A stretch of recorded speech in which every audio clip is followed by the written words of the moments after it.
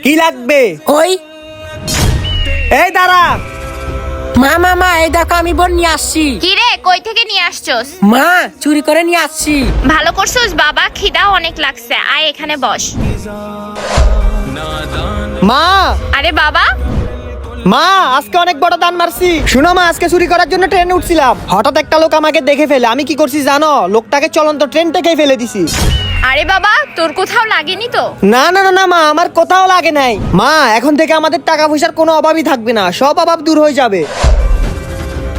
মা আজকে পুরা বিয়ে বাড়ি থেকে লুট করে নিয়ে আসছি। জামাই অনেক বাড়াবাড়ি করতেছিল, তাই একদম জানে মেরে ফেলছি। হ্যাঁ? আরে বাবা তুই এত বড় জঘন্য কাজ কি করে করলি? তুই একজন মানুষকে খুনি করে ফেললি। হ্যাঁ? আরে মনে হয় পুলিশ চলে আসছে। মা তুমি আমাকে বাঁচিয়ে নাও। বাবা আমি তোকে বাঁচাতে পারবো না। শুন বুড়ি, আমি যদি মরি তোকে সাথে নিয়েই মরবো, কারণ এইসব কর্মফল সব তোর।